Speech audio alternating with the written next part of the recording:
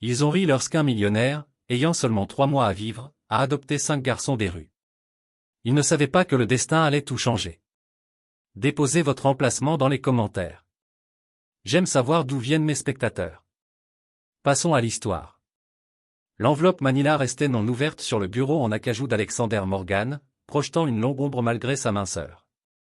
À travers les fenêtres du sol au plafond de son bureau en pentouse au 52e étage, Manhattan brillait comme une boîte à bijoux, insensible à la dévastation contenue dans ce simple dossier. 3 mois, murmura Alexander, brisant enfin le silence qui avait envahi la pièce depuis que son médecin personnel était parti. 3 mois à vivre. Les mots flottaient dans l'air, aussi tangibles que les œuvres d'art rares ornant ses murs. À 58 ans, Alexander Morgan avait construit un empire qui s'étendait sur plusieurs continents. Le logo de Morgan Investment couronnait des bâtiments dans 12 pays. Sa valeur nette ferait envie à de petites nations, et pourtant, rien de tout cela n'avait d'importance maintenant. Alexander desserra sa cravate en soie et se versa 3 doigts de scotch de 30 ans. Le liquide ambré captait les derniers rayons du soleil mourant alors qu'il le portait à ses lèvres. Cela avait le goût de cendre. Quel héritage vais-je laisser ? Demanda-t-il à la pièce vide. Sa voix, normalement autoritaire dans les salles de réunion, semblait creuse même à ses propres oreilles. Sa femme Elisabeth avait succombé à la même maladie il y a 5 ans. Il n'avait jamais eu d'enfant. Toujours trop occupé à construire l'empire. Toujours en pensant qu'il y aurait du temps plus tard.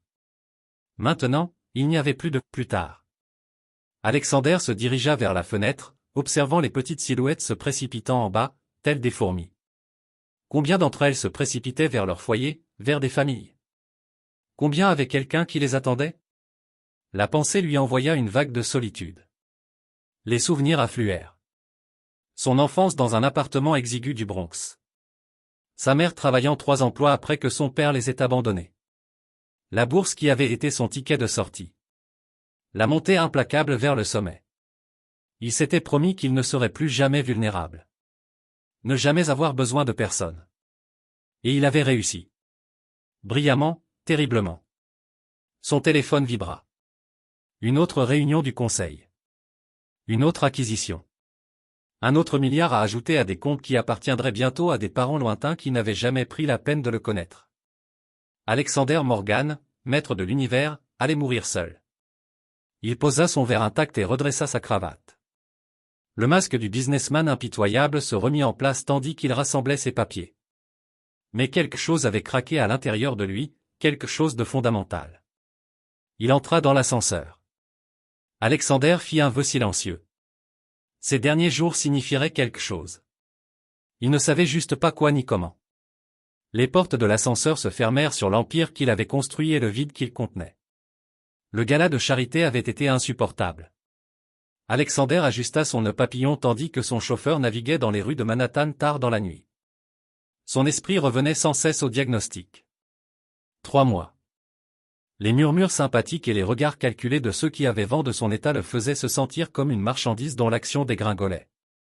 Prends la prochaine à droite, James, dit soudain Alexander. Le chemin le plus court pour rentrer.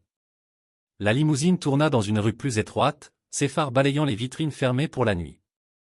Alors qu'ils approchaient d'une ruelle entre 2 bâtiments, Alexander aperçut un mouvement dans l'ombre. Arrêtez la voiture, monsieur. Juste un moment. Contre les protestations inquiètes de son chauffeur, Alexander sortit dans le froid de décembre. La météo avait annoncé de la neige avant le matin. Il s'approcha prudemment de la ruelle, ses chaussures en cuir italien claquant sur le pavé. 5 formes repliées devinrent visibles.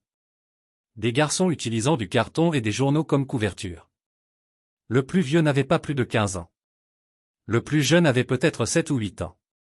Ils étaient éveillés instantanément, alertes comme des proies, sentant le danger.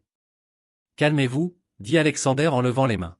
« Je ne suis pas la police. » Le garçon le plus âgé se tint protecteur devant les autres. « On fait rien de mal. C'est une propriété privée, mais le propriétaire a dit qu'on pouvait rester jusqu'à ce qu'il commence la construction. » Alexander remarqua qu'ils étaient organisés, avec leurs quelques possessions soigneusement disposées. Il y avait une intelligence dans leurs yeux qui le frappa, particulièrement chez le plus vieux et le plus petit. « Quels sont vos noms » demanda-t-il. Silence. Puis le plus vieux parla à nouveau. « Je m'appelle Ethan. » Voici Tyler et Thomas. Il désigna les garçons identiques autour de lui.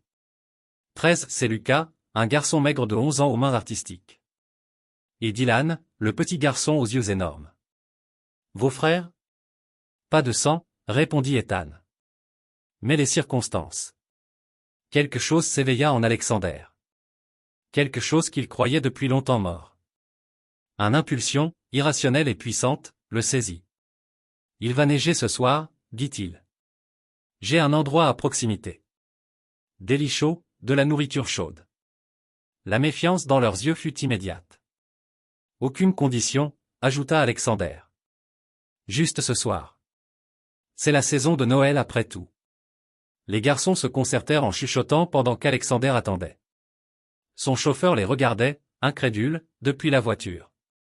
Enfin, Ethan leva les yeux. Une nuit, on reste ensemble. On part quand on veut. D'accord.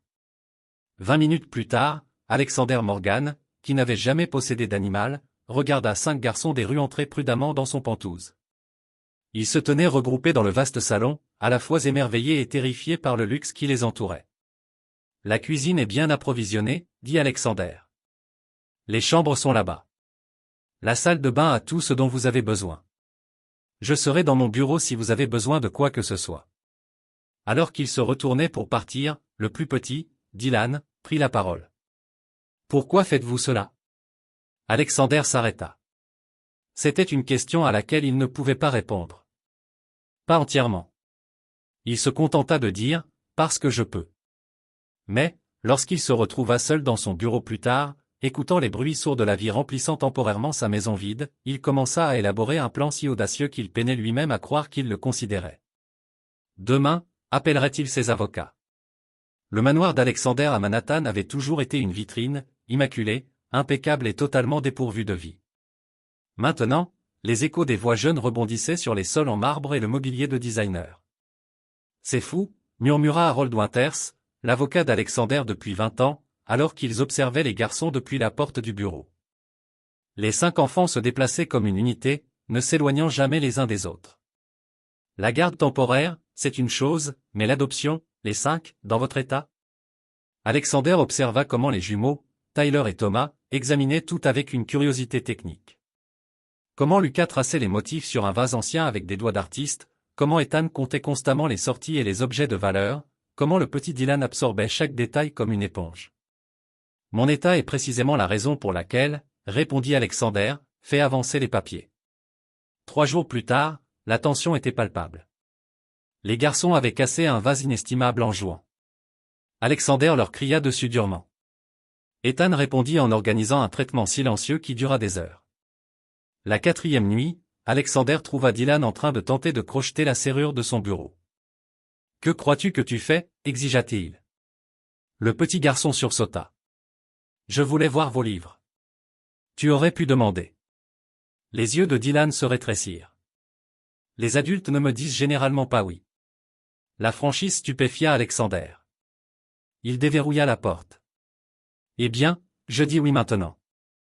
Le visage du garçon s'illumina tandis qu'il explorait la vaste bibliothèque. Lorsqu'Alexander mentionna qu'il était l'heure de se coucher, Dylan demanda, puis-je en prendre un à lire? Tu peux lire ceci. Ethan nous a tous appris. Dylan dit fièrement.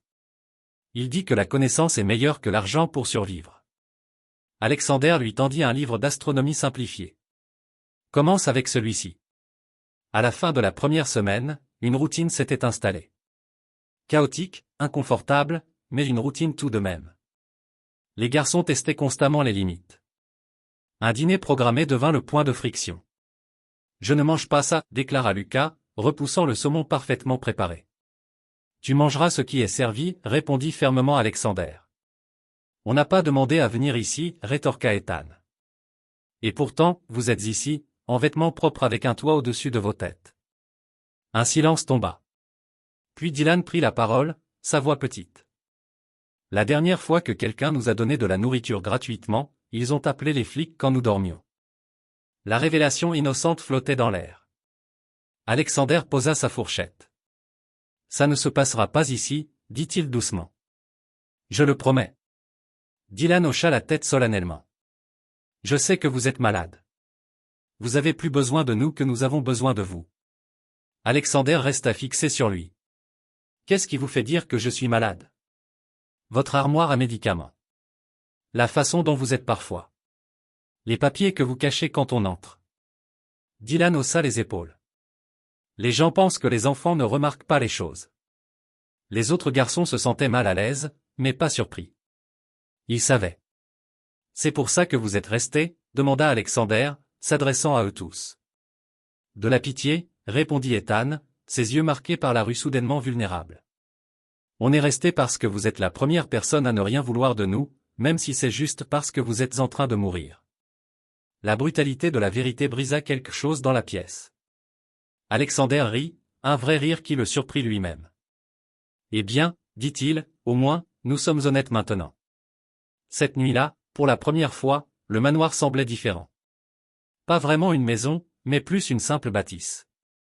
Alexander resta éveillé, écoutant les pas occasionnels et les chuchotements, les bruits étrangers de la vie perturbant sa solitude parfaite. C'était terrifiant. C'était merveilleux. L'histoire se propagea plus vite que ce qu'Alexander avait anticipé. Le milliardaire en phase terminale adopte 5 enfants des rues, criait le titre du New York Finance Tribune.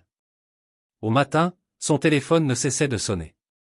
Ignore-les, dit Alexander à son personnel, en ajustant le nœud papillon de Dylan. Les 5 garçons se tenaient mal à l'aise dans des costumes sur mesure qui ne pouvaient pas vraiment dissimuler leurs corps endurcis par la rue. Pourquoi on doit encore aller à cette soirée? Demanda Thomas en tirant sur son col. Parce que, répondit Alexander patiemment. Le gala annuel pour l'hôpital des enfants est important et parce que les gens parlent de nous, déclara Ethan d'un ton plat. Alexander croisa son regard. Oui, et je veux qu'il voie ce que je vois. Le grand bal du Waldorf Astoria scintillait des élites de Manhattan. Les conversations se turent un instant lorsqu'Alexander entra avec son entourage d'enfants. Puis les chuchotements commencèrent. À peine dissimulés derrière des mains manucurées et des flûtes de champagne en cristal. Morgan a perdu la tête. Un diagnostic terminal fait faire des choses étranges. Un coup de publicité avant qu'il ne rende l'âme. Ces animaux vont détruire son domaine.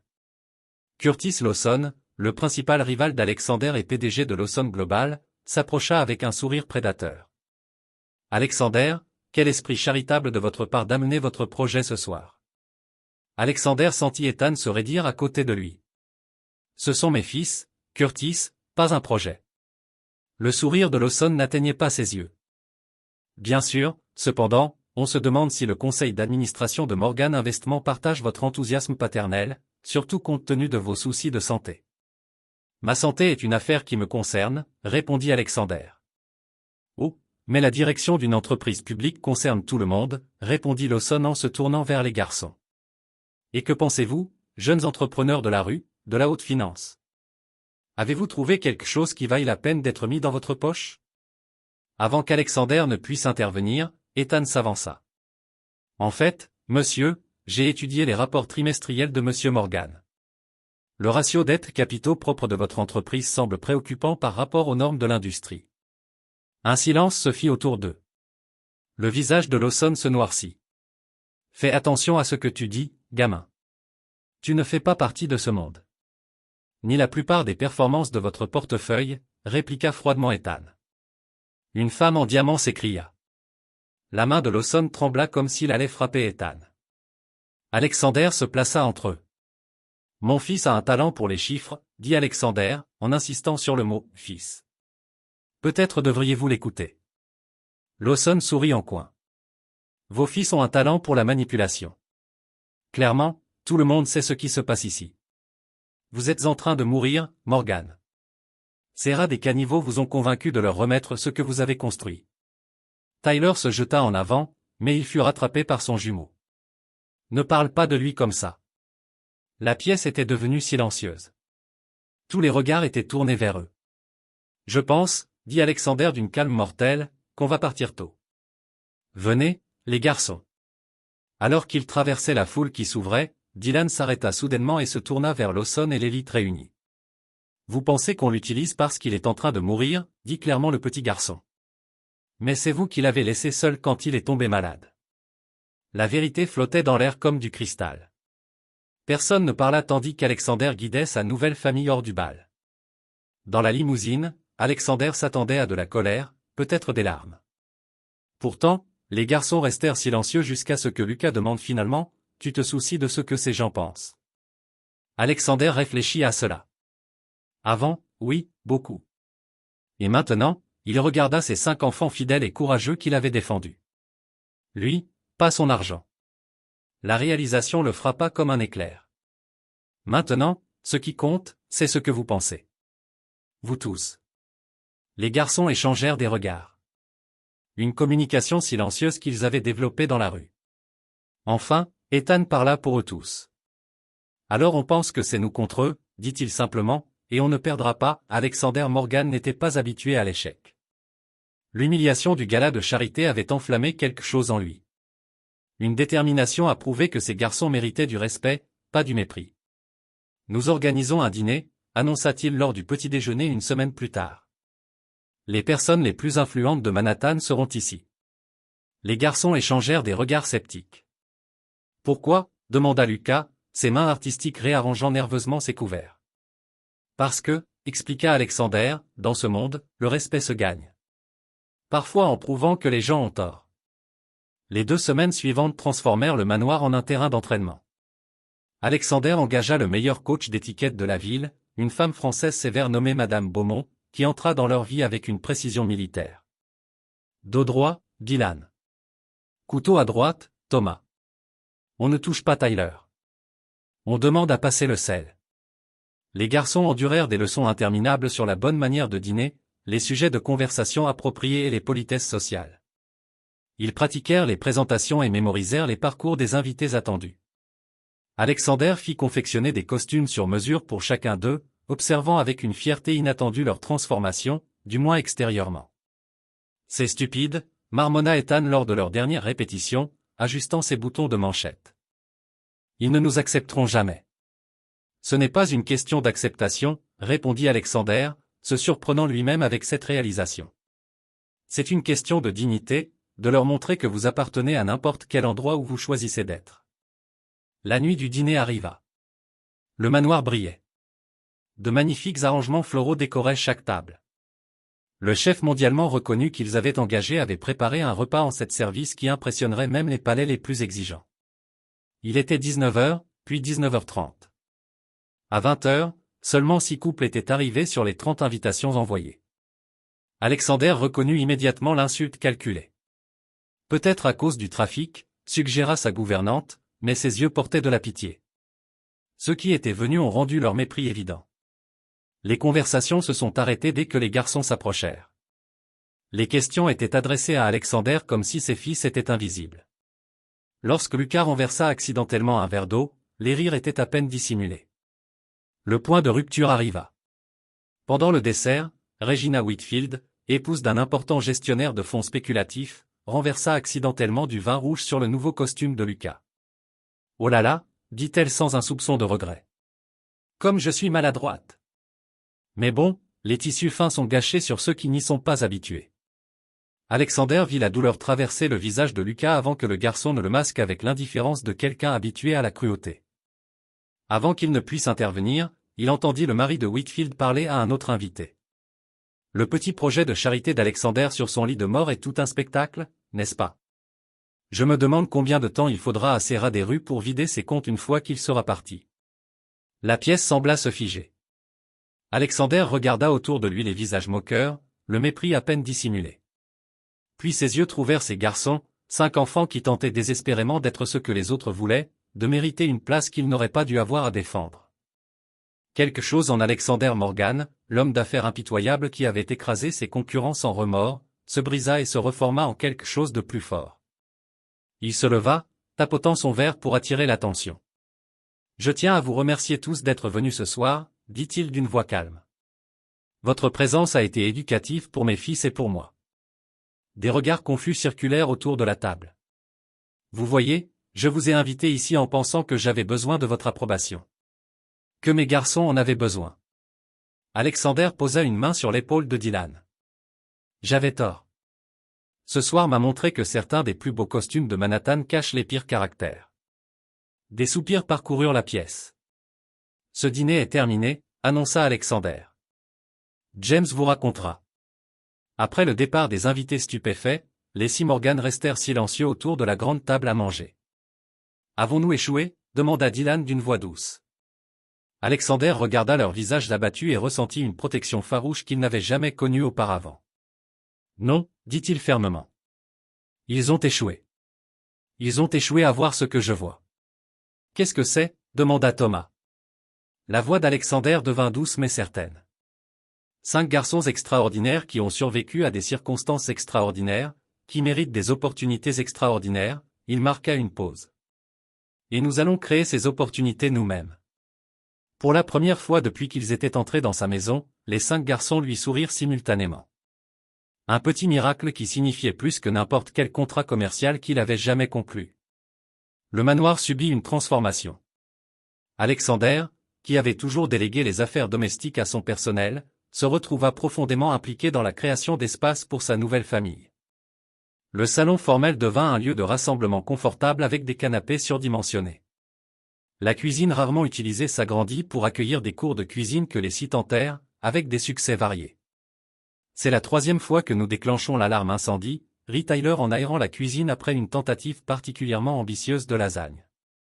Le service des incendies nous connaît maintenant par notre nom, ajouta Thomas en essuyant de la sauce de son visage. Même Alexander se joignit à ce rire, un son qui devenait plus fréquent dans la maison qui n'avait connu que le silence pendant des années. Au fur et à mesure que les semaines passaient, Alexander remarqua les intérêts distincts de chaque garçon se dessiner de plus en plus clairement. Lors d'un après-midi tranquille dans son bureau, il observa Ethan en train d'étudier des rapports financiers. « Tu comprends ça ?» demanda Alexander, sincèrement surpris. Ethan hocha la tête sans lever les yeux. « Et, les chiffres ont du sens, les gens non. » Alexander organisa des cours particuliers avec un ancien collègue, un prodige des mathématiques devenu gourou des investissements, pour enseigner à Ethan. L'aptitude du garçon les stupéfia tous les deux. Les jumeaux révélèrent leur fascination pour la technologie lorsqu'Alexander les surprit en train de démonter et de remonter son ordinateur portable de secours. « On peut tout remettre » s'exclamèrent-ils en chœur. « Je compte sur vous » répondit Alexander, puis ajouta. « Il y a un laboratoire d'ingénierie dans l'aile. Il est à vous maintenant. » Le talent artistique de Lucas se manifesta à travers des gribouillages qui transformaient des bouts de papier en œuvres d'art. Alexander engagea un artiste de renom pour le mentoriser, regardant avec fierté la confiance de Lucas grandir à chaque esquisse. Pour Dylan, le plus jeune, c'étaient les livres, surtout la science et la médecine. Une nuit, Alexander le trouva entouré de livres médicaux de la bibliothèque. « Tu sais lire ça ?» demanda Alexander en prenant un livre d'anatomie complexe. « La plupart » répondit Dylan. « Le corps, c'est comme une machine. Si tu comprends les pièces, tu peux réparer ce qui est cassé. » L'arcade d'Alexander se haussa. « Vraiment ?» Le garçon hocha la tête sérieusement. « Comme toi. T'es cassé, mais peut-être pas pour toujours. » Le commentaire innocent frappa Alexander de plein fouet. À mesure que sa santé se détériorait, la fatigue devenant plus persistante, la douleur nécessitant des médicaments plus forts, il avait commencé les préparatifs pour l'inévitable. Ses avocats avaient solidifié l'adoption et mis à jour son testament, s'assurant que les garçons seraient pris en charge, mais il avait accepté son destin jusqu'à ce moment-là. Cette nuit-là, Alexander passa des appels à des spécialistes du monde entier. Au matin, une équipe de tuteurs avait été réunie, pas seulement dans les matières académiques, mais dans les intérêts spécifiques de chaque garçon. Le manoir vibrait d'une nouvelle énergie à mesure que des espaces d'apprentissage étaient créés et des emplois du temps organisés. « Pourquoi fais-tu tout ça ?» demanda Ethan un soir, trouvant Alexander en train de revoir leur plan d'éducation malgré une fatigue évidente. Alexander réfléchit à la question. Il y a 3 mois, il n'aurait pas eu de réponse. Maintenant, il en avait 5.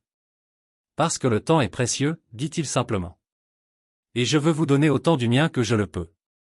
Ce qu'il ne dit pas, ce qu'il ne pouvait pas se résoudre à admettre, c'était comment ces 5 garçons des rues avaient réveillé quelque chose qu'il pensait être mort avec sa femme. L'espoir, un but, la fragile croyance qu'il avait peut-être trouvé quelque chose qui valait la peine de se battre. Plus tard dans la nuit, la douleur garda Alexander éveillé. Il se rendit à la cuisine pour de l'eau et des médicaments, seulement pour se figer au son de voix étouffées provenant de la bibliothèque. À 3 heures du matin, les 5 garçons auraient dû être endormis. Silencieusement, il s'approcha de la porte à moitié ouverte, prêt à les réprimander pour avoir enfreint le couvre-feu. Ce qu'il vit à la place allait tout changer. Alexander resta silencieux dans l'embrasure de la porte, la colère montant face à l'infraction du couvre-feu. La bibliothèque était faiblement éclairée, mais il pouvait voir les 5 garçons penchés sur la grande table en chêne, entourés de piles de livres et de papiers. Des journaux médicaux, des rapports financiers et des diagrammes complexes recouvraient toutes les surfaces. Il s'avança, prêt à les gronder lorsque la petite voix de Dylan l'arrêta. Le protocole de traitement doit être modifié. Il désigna un graphique médical complexe qu'Alexander reconnut comme étant celui de son propre oncologue. Il répond mieux à cette combinaison. Nous aurions besoin d'un accès aux traitements expérimentaux, répondit Ethan en griffonnant des calculs.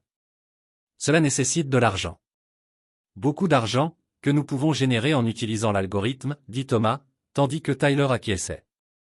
Les patterns du marché sont prévisibles si on les examine de suffisamment loin. Lucas dessinait quelque chose. Alexander pouvait voir qu'il s'agissait d'un diagramme détaillé de ce qui semblait être un appareil médical. Que se passe-t-il ici? La voix d'Alexander trancha l'air comme un couteau. 5 têtes se tournèrent brusquement, des visages figés dans la culpabilité et la peur. Pendant un moment, personne ne parla. Puis Ethan se leva lentement. Nous savons comment vous sauver. Alexander fixa, certain d'avoir mal entendu. Qu'est-ce que vous avez dit? Dylan s'approcha prudemment, tenant un dossier. Votre cancer. Il est agressif, mais il y a une voie à suivre que vos médecins n'ont pas essayé. Alexander regarda le dossier, puis chaque garçon à son tour. Comment pouvez-vous savoir cela? Nous ne sommes pas ce que les gens pensent de nous, intervint Ethan. Aucun de nous. Un par un, ils expliquèrent. Ethan s'était formé en finance en lisant les Wall Street Journal jetés, développant une aptitude presque surnaturelle pour les patterns et les prévisions. Les jumeaux réparaient et reprogrammaient des appareils électroniques jetés depuis l'âge de 7 ans. Lucas pouvait reproduire tout ce qu'il voyait avec une précision parfaite, y compris des illustrations médicales complexes. Et Dylan, le plus jeune, avait passé des heures dans les salles d'attente des hôpitaux, lisant des textes médicaux en attendant que la clinique gratuite les soigne de leurs maladies survenues dans la rue. On s'est trouvé parce qu'on était différents, expliqua Ethan. Des enfants comme nous ne survivent pas seuls. Alexander s'affaissa dans une chaise. Alors, vous saviez qui j'étais. Quand je vous ai trouvé dans cette ruelle, on vous a reconnu, admit Ethan. Morgan Investment. Votre photo était dans la section affaires le jour précédent. Vous aviez tout prévu. Alexander ressentit une vague écrasante de déception. Tout ça n'était qu'un calcul. La petite main de Dylan toucha la sienne. Non, on n'a pas prévu que vous nous trouviez.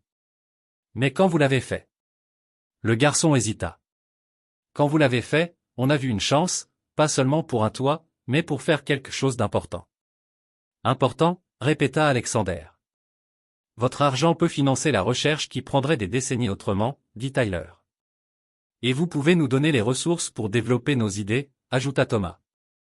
Des idées qui pourraient aider des gens comme vous. La voix de Lucas était à peine audible. Alexander regarda le travail étendu devant lui. Les calculs complexes, les approches innovantes, le génie pur qui se cachait derrière 5 paires d'yeux fatigués. Pourquoi, demanda-t-il enfin. Pourquoi essayer de me sauver? Pourquoi ne pas simplement attendre l'héritage? Les garçons échangèrent des regards. Enfin, Ethan parla pour eux tous. Parce que vous êtes la première personne qui nous a regardés et a vu quelque chose qui valait la peine d'être gardé. La simplicité de la réponse brisa quelque chose dans la poitrine d'Alexander. Ses enfants, ces brillants, calculateurs, blessés enfants, avaient planifié de le sauver pendant qu'il avait planifié de mourir. Montrez-moi, dit Alexander, essuyant une humidité inattendue de ses yeux. Montrez-moi tout. Lorsque l'aube se leva sur Manhattan, 6 silhouettes restaient penchées sur la table de la bibliothèque, leurs ombres se fusionnant en une seule alors qu'elles tramaient contre la mort elle-même. Le matin après leur révélation, Alexander convoqua une réunion d'urgence avec son équipe médicale.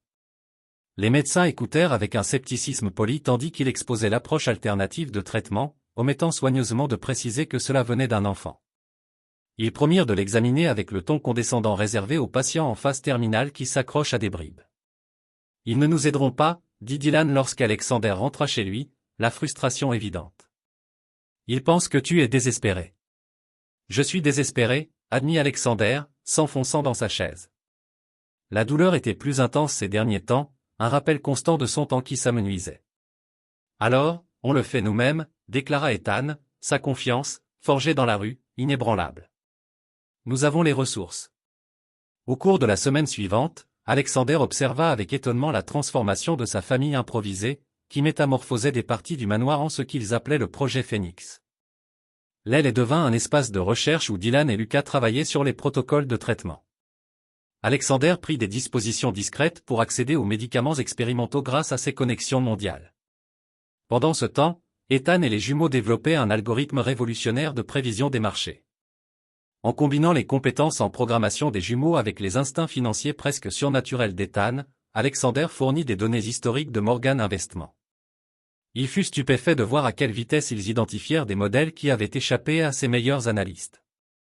Pour la première fois depuis son diagnostic, Alexander ressentit une émotion dangereuse s'infiltrer en lui. L'espoir. Mais il ne pouvait pas durer. Le premier signe de trouble arriva par un appel de Diane Pembroke, présidente du conseil d'administration de Morgan Investment. Alexander, le conseil est préoccupé, commença-t-elle sans préambule. Ses enfants, l'adoption, votre santé, les actionnaires sont nerveux. Ma vie personnelle n'est pas l'affaire du conseil, répondit froidement Alexander. Elle le devient lorsque le PDG d'une entreprise cotée en bourse valant des milliards prend des décisions erratiques en combattant une maladie terminale. Le deuxième avertissement arriva le lendemain lorsqu'une travailleuse sociale se présenta pour une vérification anonyme du bien-être des garçons. Ses questions étaient ciblées, sa manière suspicieuse. « Vous vous sentez en sécurité ici ?» demanda-t-elle à Dylan lorsqu'elle pensait qu'Alexander ne pouvait pas entendre. « Plus en sécurité que jamais », répondit le garçon avec une étonnante assurance. La travailleuse sociale partit, mais Alexander reconnut la menace. Quelqu'un nous surveille, quelqu'un avec de l'influence. La confirmation finale arriva lors d'une réunion vidéo programmée avec son équipe exécutive. Son écran montra brièvement un email entrant qui ne lui était pas destiné, un message de son directeur financier à Curtis Lawson discutant de la planification de la succession et des opportunités d'acquisition. Ils tournent autour comme des vautours, dit Alexander au garçon ce soir-là. Lawson prévoit une prise de contrôle hostile dès que je serai jugé inapte. Ou mort, ajouta Ethan, brutalement. Alexander acquiesça gravement. Il a toujours voulu Morgan Investment. Maintenant, il pense que c'est à sa portée. Les jumeaux échangèrent des regards. Nous avons vérifié notre système, dit Tyler. Quelqu'un essaie d'accéder au réseau de sécurité du manoir et à vos serveurs privés. Thomas ajouta, des tentatives sophistiquées. Le téléphone d'Alexander sonna. C'était son chef de la sécurité. Monsieur, il y a eu une activité inhabituelle autour du périmètre de la résidence. Des véhicules de surveillance, pas des policiers. Après avoir mis fin à l'appel, Alexander se tourna vers ses fils. Quelqu'un n'aime pas ce que nous faisons. Ils ne savent même pas ce que nous faisons, protesta Lucas. Exactement. Le visage d'Alexander se ferma. Mais ils soupçonnent quelque chose. Mon comportement erratique menace leur plan. Cette nuit-là, Alexander convoqua un conseil familial dans la bibliothèque sécurisée. Les 5 garçons écoutèrent attentivement tandis qu'il exposait les menaces qui s'accumulaient. Nous combattons maintenant sur plusieurs fronts, expliqua-t-il. D'abord, ma santé, qui est la bataille centrale. Deuxièmement, la gouvernance d'entreprise. Ils essaieront de me destituer de mon poste de PDG, en affirmant que je suis mentalement inapte. Troisièmement, l'adoption elle-même. Ils contesteront ma capacité à être tuteur. Et quatrièmement, continua Ethan, l'algorithme. S'ils savaient ce que nous développons, Alexander hocha la tête, cela pourrait révolutionner la prédiction des marchés, valant des milliards. Ils nous le voleraient, dirent les jumeaux simultanément. Ou le détruiraient, ajouta Lucas. Dylan, qui écoutait en silence, prit enfin la parole. Nous devons nous diviser pour vaincre. Tous les regards se tournèrent vers le plus jeune garçon. Que veux-tu dire ? Demanda Alexander. Vous nous avez parlé de stratégie, expliqua Dylan. Quand on est en infériorité numérique, on crée de la confusion chez ses ennemis. Un sourire lent se répandit sur le visage d'Alexander. Divisez leur attention. Faites-les se battre entre eux. Ethan comprit, son esprit aiguisé par la rue tournant à toute vitesse. Le plan prit forme à mesure que la nuit avançait. Les six Morgan, une famille forgée dans le désespoir mais désormais liée par quelque chose de plus fort, tracèrent leur défense. Alexander se jetterait dans une initiative caritative hautement publique, détournant l'attention de leur travail privé. Simultanément, grâce à des informations soigneusement plantées, ils dresseraient Lawson contre d'autres potentiels prédateurs d'entreprises, créant de la confusion dans les rangs des rapaces. Plus important encore, ils accéléreraient le projet Phoenix.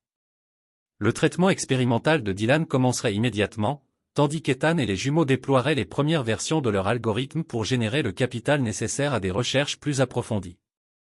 C'est dangereux, avertit Alexander. Pour nous tous, c'est votre dernière chance de partir. Je peux organiser des vies sûres et confortables pour vous, quel que soit ce qui m'arrive. Les garçons échangèrent des regards, cette communication silencieuse qui parfois les excluait encore. Puis, un par un, ils posèrent leurs mains sur la table. La famille ne part pas, dit simplement Ethan.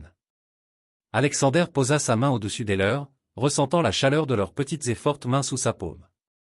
Ces enfants qui avaient survécu à l'abandon, à la pauvreté, et aux rues impitoyables de New York l'avaient choisi.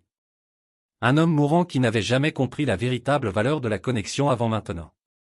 Alors, on se bat, dit-il, sa voix stable malgré l'émotion qui menaçait de le submerger.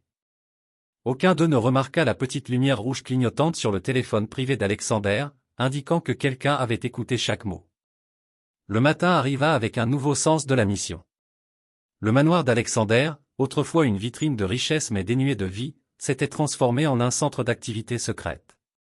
Le sous-sol, auparavant utilisé uniquement pour le stockage et les systèmes mécaniques, devint le centre névralgique de ce qu'ils appelaient désormais officiellement le projet Phoenix. Protocole de sécurité alpha activé, annonça Thomas, ses doigts volant sur le clavier. Les systèmes du manoir sont isolés des réseaux externes. Champ d'amortissement des signaux cellulaires actifs, ajouta Tyler. Aucun signal entrant ou sortant sauf par nos canaux sécurisés. Alexander regarda avec une fierté mêlée d'étonnement. Les jumeaux avaient créé une forteresse technologique autour du manoir en seulement 3 jours, utilisant des composants commandés par l'intermédiaire de diverses sociétés écrans pour éviter la détection. La sécurité physique a aussi été mise à jour, rapporta Ethan. J'ai vérifié et remplacé la moitié de l'équipe de sécurité par des personnes qui n'ont aucun lien avec votre structure d'entreprise. Et le traitement ? Demanda Alexander en se tournant vers Dylan et Lucas. Dylan étala des graphiques médicaux détaillés. La phase 1 commence aujourd'hui. Le protocole modifié attaque les cellules cancéreuses tout en préservant la fonction immunitaire. Il leva les yeux avec des yeux trop sages pour son âge. Vous vous sentirez pire avant de vous sentir mieux. Je vous fais confiance, dit simplement Alexander. Lucas avait converti une salle de soleil rarement utilisée en espace de traitement. La lumière naturelle inondait la pièce où un lit médical était maintenant installé, entouré d'équipements qui semblaient à la fois familiers et étrangement modifiés. Le système de livraison est personnalisé, expliqua Lucas, en montrant ses diagrammes complexes. Les protocoles standards, médicaments gaspillés sur les tissus sains. Celui-ci cible uniquement les zones affectées. Alexander s'allongea sur le lit, enroulant sa manche pour la première infusion. Alors que Dylan préparait les médicaments avec une précision qui impressionnerait n'importe quelle infirmière, Alexander réfléchit à l'absurdité de confier sa vie à un enfant qui devrait jouer avec des jouets au lieu de calibrer des traitements contre le cancer. Prêt ? Demanda Dylan. Alexander hocha la tête, sentant le liquide frais entrer dans ses veines. Pendant que je suis en traitement, Ethan me représentera au bureau. Le conseil ne peut pas s'opposer à ce que je forme mon fils dans l'entreprise. Le traitement fut brutal. Pendant les 3 jours suivants, Alexander passa inaperçu, naviguant entre la conscience et l'inconscience. Son corps était en guerre à la fois contre le cancer et la thérapie agressive. Les garçons se relayaient à son chevet, surveillant ses signes vitaux et ajustant les médicaments. À travers la brume de douleur et de médicaments, Alexander entendait leurs voix, parfois se disputant sur les paramètres du traitement, parfois lisant des rapports financiers à voix haute, parfois simplement en train de lui parler de leurs espoirs et de leurs peurs. Le 4e jour, Alexander se réveilla pour trouver les 5 garçons endormis dans diverses positions inconfortables autour de sa chambre. Malgré sa faiblesse, il sourit. Quand ces enfants endurcis par la rue étaient-ils devenus le centre de son monde ? À la fin de la première phase du traitement, l'aspect financier du projet Phoenix s'accéléra. Ethan faisait des apparitions quotidiennes à Morgan Investment, absorbant l'information comme une éponge tout en rassemblant discrètement des renseignements sur les plans de prise de contrôle de Lawson. Il approche des actionnaires clés, rapporta Ethan lors de leur réunion stratégique du soir. Il propose des rachats premium sous condition de réorganisation du conseil. Traduction, éliminez-moi, dit Alexander, encore faible mais lucide. En attendant, l'algorithme y dépasse les attentes, annonça fièrement Tyler. Nous avons généré un rendement de 18% sur le portefeuille test en seulement 10 jours. Thomas afficha des graphiques complexes sur leur serveur sécurisé. La détection des patterns fonctionne. Nous pouvons voir les changements du marché avant qu'ils ne se produisent. Combien de temps avant de pouvoir déployer à grande échelle, demanda Alexander. 2 semaines, dirent les jumeaux en chœur. Peut-être moins. Cette nuit-là, alors qu'Alexander passait en revue leur progrès depuis son lit, il entendit un léger coup à la porte. Eleanor est, sa secrétaire exécutive depuis 20 ans, entra en portant des dossiers. Les documents que vous avez demandés, monsieur, dit-elle, les posant à côté de lui. Ses yeux s'attardèrent sur les équipements médicaux autour de son lit. Le conseil pose des questions. Lawson fait des mouvements. Laisse-le faire, répondit Alexander. Tout se passe comme prévu. Eleanor hésita. Est-il vrai que ces enfants? Ils vous aident réellement avec votre traitement? Alexander étudia la femme qui avait été son employée la plus digne de confiance pendant 2 décennies. Ils m'aident bien plus, Eleanor. Ils me sauvent la vie. Son expression resta impénétrable. J'espère que vous savez ce que vous faites, Alexander. Après son départ, un sentiment d'inquiétude persista. Alexander tendit la main vers son téléphone sécurisé pour envoyer un message à Ethan, mais il remarqua qu'il manquait à son chevet. Le sentiment d'inquiétude se transforma en alarme. Le téléphone manquant d'Alexander déclencha immédiatement un protocole de sécurité. Les jumeaux activèrent les systèmes de suivi tandis qu'Ethan interrogeait chaque membre du personnel ayant accès à la salle de traitement. Rien, rapporta Ethan, la frustration évidente dans sa voix. Le suivi montre qu'il est toujours dans le manoir, mais nous avons fouillé partout. Est-ce que le système peut être en panne? Demanda Alexander, toujours faible après son traitement. Notre technologie ne tombe pas en panne, affirma Tyler avec une confiance absolue. La réponse arriva à l'aube. Lucas, qui avait surveillé les caméras de sécurité modifiées du manoir, entra précipitamment dans la chambre d'Alexander. Tu dois voir ça, dit-il, posant une tablette dans les mains d'Alexander. Les images montraient Eleanor entrant dans la chambre d'Alexander pendant qu'il dormait. Elle prit son téléphone, photographia des documents liés au projet Phoenix, puis remit tout en place soigneusement avant de partir. Quand cela s'est-il passé? Demanda Alexander, sa voix à peine un murmure. La nuit dernière. Après sa visite, répondit Lucas. Il y a plus, ajouta Dylan en s'avançant. Le serveur sécurisé montre que quelqu'un a accédé à nos protocoles de traitement depuis l'intérieur du manoir. Alexander ferma brièvement les yeux. 20 ans de loyauté, ou du moins, c'est ce qu'il avait cru. Trouvez-la maintenant. Ils découvrirent Eleanor dans son bureau à Morgan Investment, travaillant calmement comme si de rien n'était. Lorsque la sécurité l'escorta vers une salle de conférence privée où Alexander attendait, son calme ne vacilla jamais. Pourquoi? Demanda simplement Alexander. Le masque professionnel d'Eleanor se fissura enfin, laissant place à un ressentiment amer. 23 ans, Alexander. Je t'ai donné 23 ans de ma vie, et je t'ai payé généreusement. L'argent? Elle rit durement. Je ne voulais pas que de l'argent. Je voulais de la reconnaissance, un partenariat, une place à tes côtés. Sa voix se durcit. Et puis tu amènes ces orphelins des rues. Tu les fais tes héritiers. Tu leur donnes accès à tout ce pourquoi j'ai travaillé pendant des décennies. La trahison fit mal, mais Alexander garda la voix calme. Avec qui travailles-tu, Lawson? Elle sourit froidement. Curtis valorise la loyauté et le talent. Il m'a promis la vice-présidence exécutive après l'acquisition, ainsi que mes informations médicales, mes détails personnels, mes assurances, répondit-elle. Preuve de ton instabilité mentale. Un milliardaire mourant fait confiance à des enfants des rues pour des traitements médicaux expérimentaux. Le conseil t'éliminera d'ici la fin de la semaine. Alexander se pencha en avant. Tu as fait une grave erreur de calcul, Eleanor. Ces enfants des rues sont plus brillants et plus loyaux que tu ne pourrais l'imaginer. Sa confiance vacilla légèrement. Il est trop tard, Lawson a tout ce qu'il lui faut. Ton petit projet familial est terminé. On verra, répondit Alexander, faisant signe à la sécurité. D'ici là, ton contrat de travail est terminé. Un package de séparation suivra, sous réserve des accords de non-divulgation. Après qu'elle ait été escortée dehors, Alexander rentra chez lui pour trouver les garçons mettant en œuvre les protocoles de confinement. Les jumeaux avaient déjà neutralisé la brèche de sécurité, tandis qu'Ethan évaluait les dommages financiers. Elle a envoyé la perte et tout le reste, rapporta Ethan d'un ton grave. Les protocoles de traitement, les premiers designs de l'algorithme, notre configuration de sécurité. C'est grave, demanda Alexander. Assez grave, dit Dylan. Le calendrier du traitement est compromis. Nous devons accélérer tout. Alexander regarda leurs visages inquiets. Des enfants qui devraient jouer au sport ou aux jeux vidéo, et non se battre contre l'espionnage industriel et une maladie terminale. Pendant un moment, le doute s'insinua en lui. Était-il égoïste de les entraîner dans ces batailles? Comme s'il avait lu dans ses pensées, Lucas prit la parole. Ne pense même pas à abandonner. Nous connaissions les risques, ajouta fermement Ethan. Et nous avons affronté des probabilités pires dans la rue, dit Thomas. Tyler hocha la tête en accord. De plus, elle a fait une erreur critique. Quelle erreur? Demanda Alexander. Dylan sourit légèrement. Elle a volé des données incomplètes. Nous avons travaillé sur des protocoles de diversion tout en développant le vrai traitement séparément.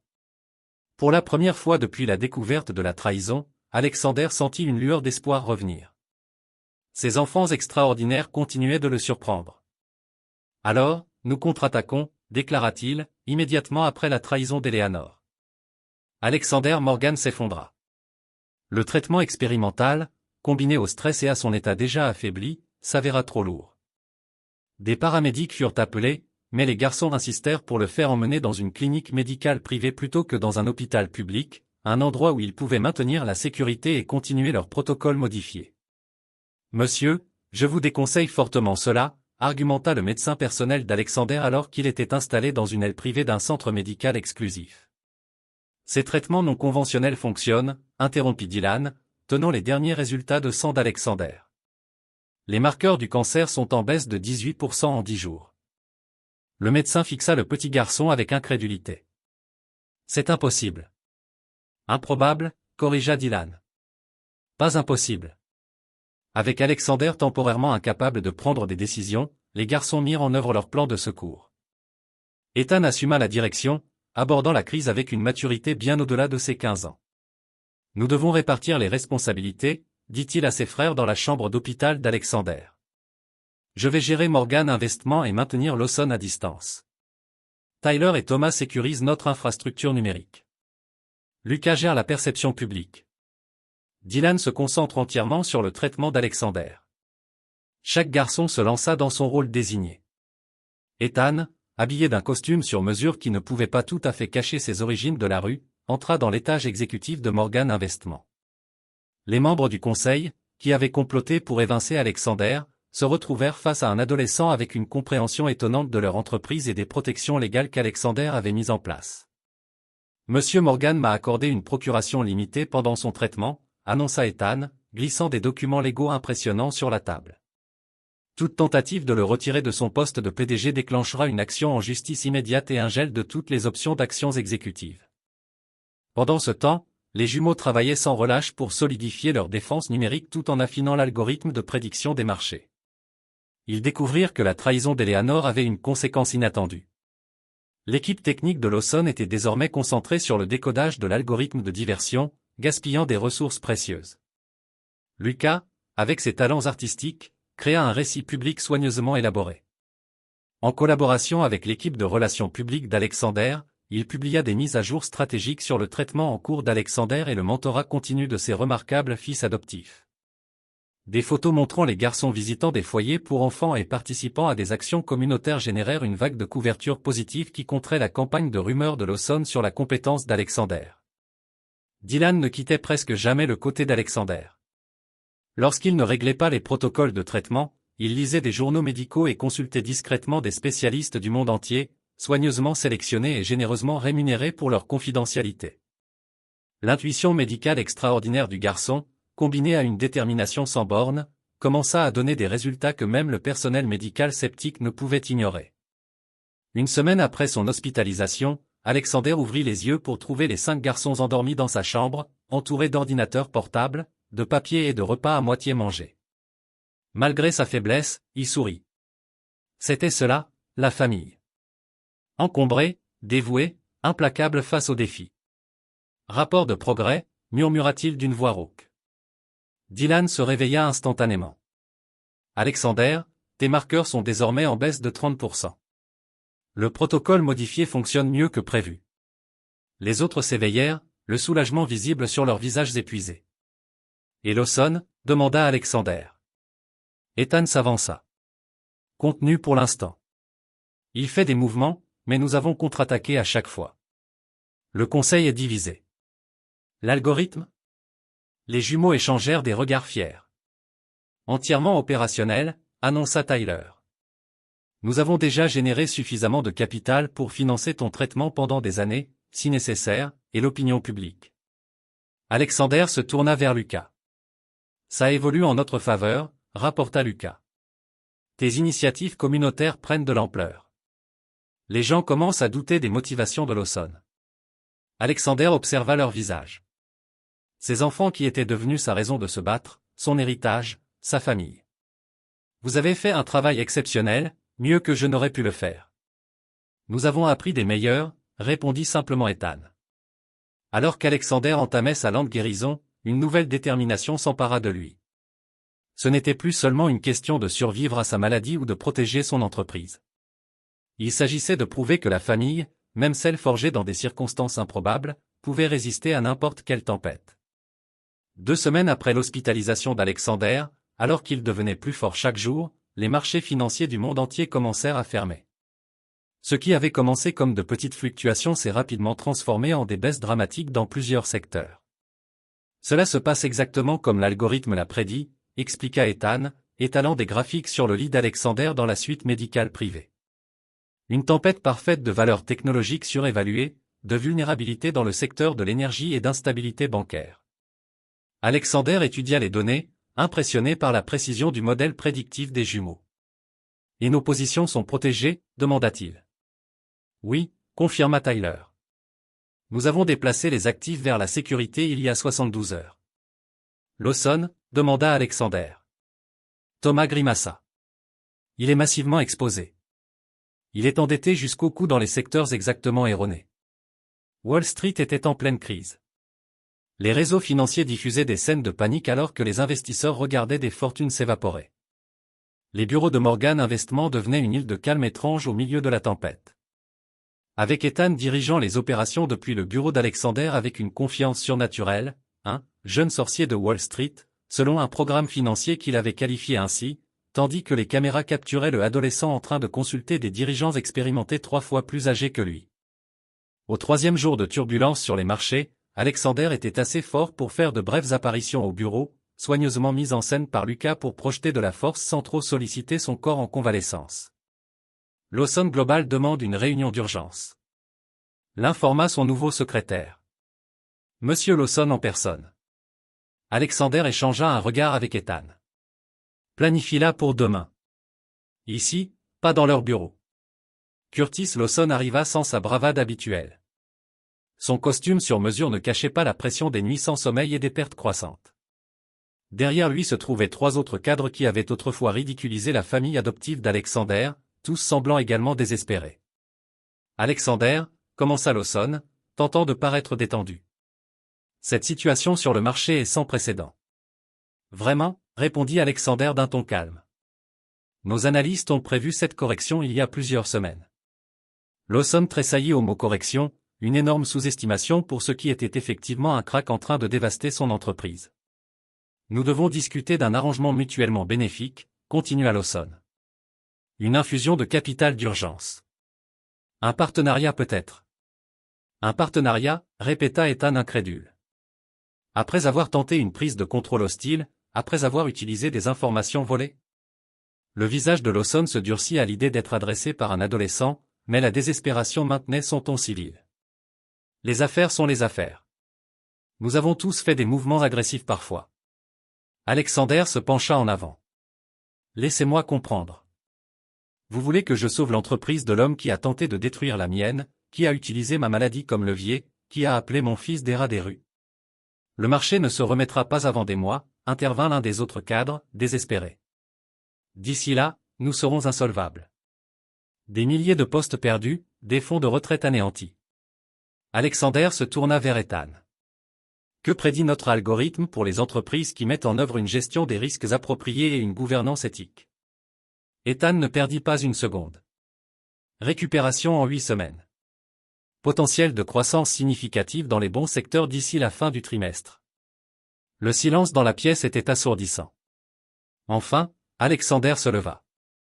Messieurs, je vais envisager de l'aide sous une condition. Nommons-la, dit Lawson rapidement. Alexander sourit. Mes fils expliqueront les conditions.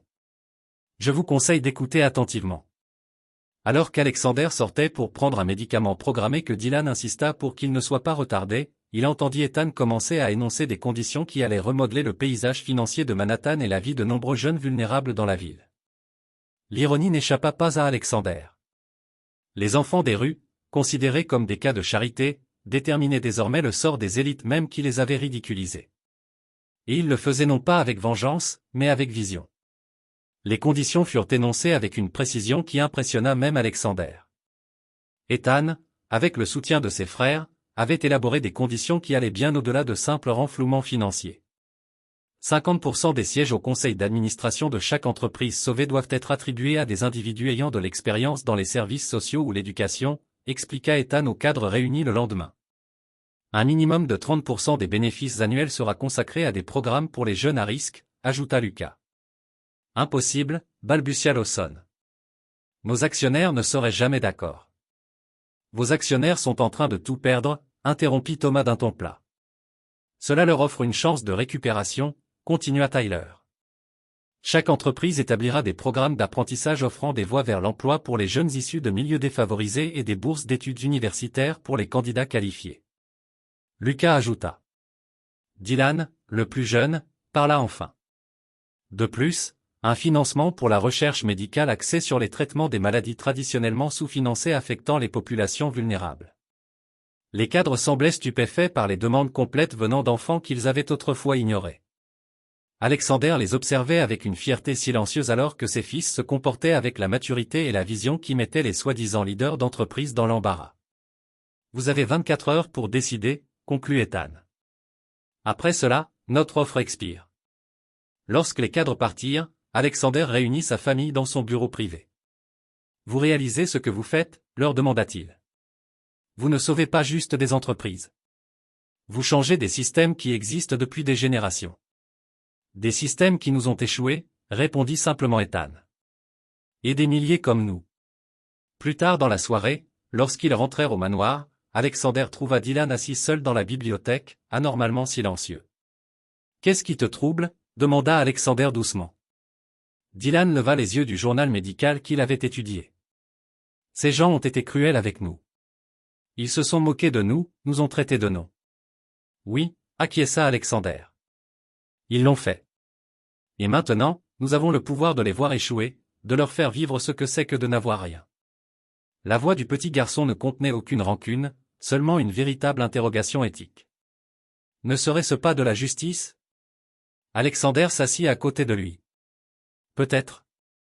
Mais est-ce la justice que nous cherchons? Les autres garçons s'étaient rassemblés dans l'encadrement de la porte, écoutant. Alors, qu'est-ce qu'on cherche? Demanda Lucas. Alexander les regarda un par un.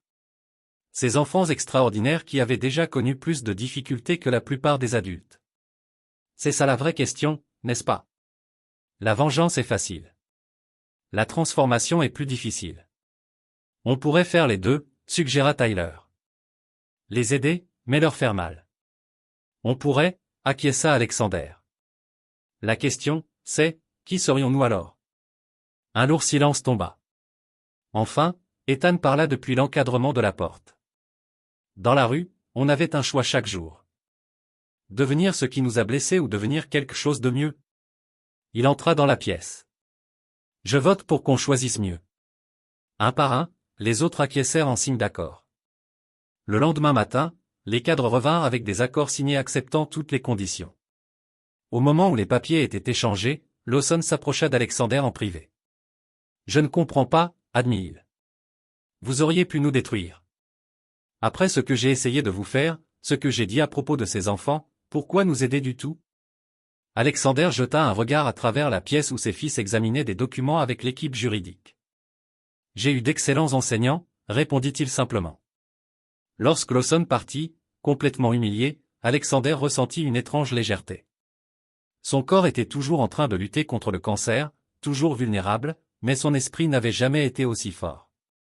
Cette nuit-là, la famille Morgan célébra avec des pizzas dans le bureau d'Alexander, une grande différence par rapport au dîner formel de sa vie précédente. À l'avenir, porta un toast Alexander avec son verre d'eau pétillante, en le frappant contre les sodas des garçons. À la famille, corrigea Dylan avec un sourire. Les semaines suivantes apportèrent des transformations remarquables. La crise financière commença à se stabiliser exactement comme l'algorithme l'avait prédit. Morgan Investment non seulement traversa la tempête, mais en sortit plus fort, guidant d'autres entreprises vers la reprise grâce au partenariat conditionnel qu'Ethan avait orchestré. L'élite de Manhattan observa avec fascination l'application des termes de ces accords. Les réunions du conseil, qui se concentraient auparavant uniquement sur les marges bénéficiaires, incluaient désormais des discussions sur les programmes d'apprentissage et les initiatives de bourse. Les bureaux d'entreprise ouvrirent leurs portes à des jeunes issus de milieux similaires à ceux des garçons Morgan. Cela fonctionne mieux que prévu, rapporta Ethan lors de leur réunion familiale hebdomadaire. La table de la salle à manger était couverte de rapports montrant l'impact de leurs initiatives. Les entreprises constatent que ces programmes améliorent réellement leurs résultats nets grâce à l'innovation et à la bienveillance envers la communauté, ajouta Dylan avec excitation. 3 nouveaux essais cliniques ont été approuvés sur la base de notre modèle. Ce qui était le plus remarquable, c'est que la santé d'Alexander continuait à s'améliorer. Le protocole de traitement expérimental avait réduit ses marqueurs de cancer de plus de 60%. Ces médecins, initialement sceptiques, documentaient désormais chaque aspect de son cas pour des revues médicales. Ils appellent ça le protocole Morgan, dit Dylan avec fierté. Cela pourrait aider des milliers de patients dans des situations similaires. Eleanor fit un retour inattendu un après-midi, demandant à voir Alexander. Elle se tenait maladroitement dans son bureau, une ombre de son ancien moi confiant. J'ai fait une terrible erreur, admit-elle. Lawson m'a promis tout, puis m'a abandonné quand son entreprise a commencé à échouer. Alexander l'étudia, se souvenant de 20 ans de service loyal avant sa trahison. Que veux-tu, Eleanor? Une chance de réparer mes erreurs, répondit-elle doucement. N'importe quel poste?